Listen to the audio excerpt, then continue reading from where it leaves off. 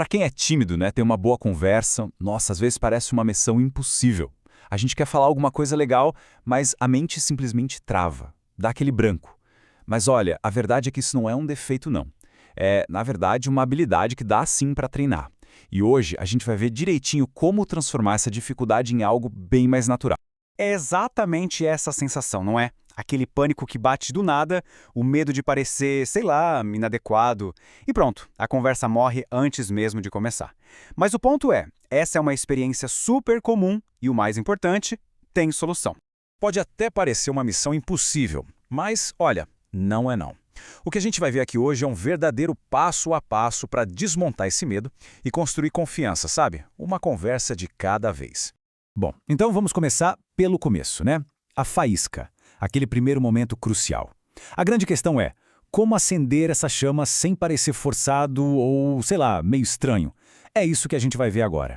Olha, a grande virada de chave está exatamente aqui. Não precisa ser a pessoa mais engraçada ou a mais inteligente da sala. Não mesmo. O segredo é ser curioso.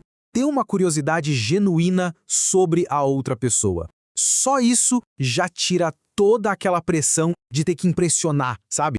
Tá, mas como essa curiosidade se manifesta na prática? Bom, com perguntas simples, sabe? Coisas que não são invasivas e que dão espaço para a conversa crescer. Aquele clássico, você vem sempre aqui? Sim, ele funciona se for dito com leveza.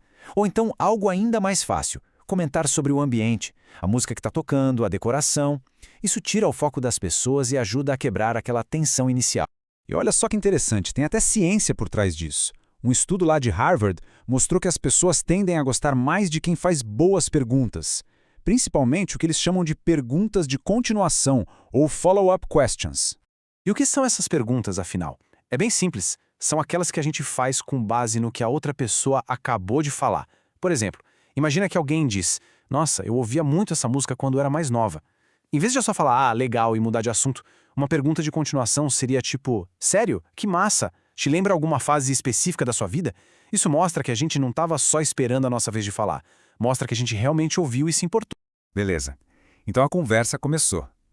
O segredo para dar o start, a gente viu, é ter curiosidade genuína. Não precisar ser um gênio. Mas e depois da faísca inicial? Aí vem o desafio de manter o fogo aceso, né? É aqui que a gente entra no ritmo da conversa. A chave aqui, olha só, é o clima emocional. As pessoas meio que espelham o clima que a gente cria. Se a gente está ali tranquilo, curioso, a outra pessoa tende a se sentir mais à vontade para se abrir também. É muito sobre validar o que o outro está sentindo. Por exemplo, se alguém fala que está nervoso para uma prova, em vez de falar, relaxa, que meio que invalida o sentimento, é muito mais poderoso dizer algo como, nossa, sei bem como é, eu também travo nessas horas. Isso cria uma conexão imediata. E essa comparação aqui ilustra a diferença perfeitamente. Perguntas fechadas, tipo, você gosta de música? Geralmente levam para um beco sem saída, um sim ou não e pronto, o papo morre ali. Agora, uma pergunta aberta como, qual foi a última música que você ouviu no repeat e por quê? Isso é um convite. Convida a pessoa a contar uma pequena história. E aí, claro, dá muito mais material para a conversa continuar. E, de novo, a psicologia explica isso. Tem um negócio chamado efeito de similaridade. Um estudo da Universidade do Kansas descobriu que a gente se conecta muito mais com quem a gente percebe como parecido. Por isso que quando a outra pessoa compartilhar alguma coisa e tiver um ponto em comum com a gente, vale muito a pena compartilhar uma experiência parecida. Isso mostra um pouquinho de vulnerabilidade e cria uma ponte de verdade. Certo. Então, para manter o ritmo, o segredo é criar um clima de validação e usar perguntas abertas. Legal, a conversa está fluindo.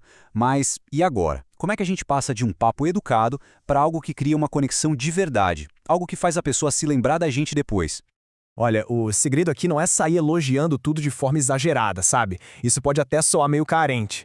O lance é fazer comentários honestos e específicos, que mostram que a gente estava mesmo prestando atenção. Tipo, se a pessoa fala, comecei a desenhar por hobby, um comentário legal seria, sério? Que massa! Sempre admirei quem consegue colocar ideias no papel assim. É específico, é sincero. Outra ferramenta que é super poderosa é a honestidade com bom humor. Em vez de tentar parecer um especialista em tudo, compartilhar uma peculiaridade, uma falha nossa, de um jeito divertido, como nesse exemplo aí, cria uma conexão muito mais forte. Mostra que a gente não está ali tentando ser perfeito, sabe?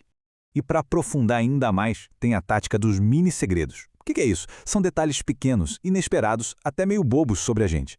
Algo tipo, Sabe que tem um som específico de micro-ondas que me dá uma raiva que eu não sei explicar?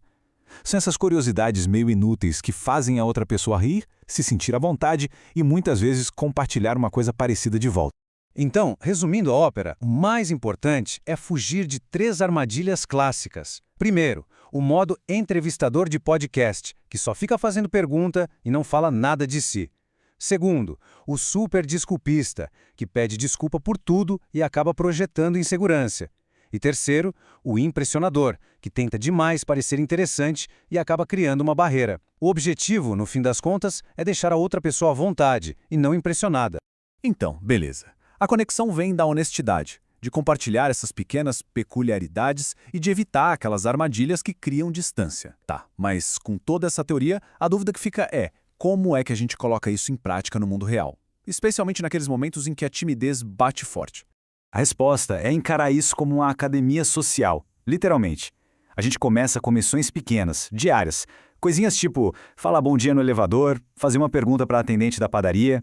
E o segundo passo, que é fundamental, é manter um diário dessas micro-vitórias. Anotar o que foi feito, não importa o quão pequeno pareça. E esse diário pode ser bem simples, exatamente como esse modelo aí. A ideia principal é registrar a evolução, porque ver no papel que, dia após dia, pequenas barreiras estão sendo quebradas, isso ajuda a construir uma confiança real, sabe? Duradoura. É como ir desbloqueando conquistas, só que na vida real. E pra gente fechar, fica aqui uma reflexão. E se ser tímido não for uma sentença para a vida toda? E se for, na verdade, só uma habilidade que ainda não foi treinada? Porque, olha, quando a gente para de fugir da interação e começa a tratar tudo isso como um treino, aos pouquinhos, as conversas deixam de ser aquele campo minado, sabe? E podem sim se tornar algo genuinamente divertido.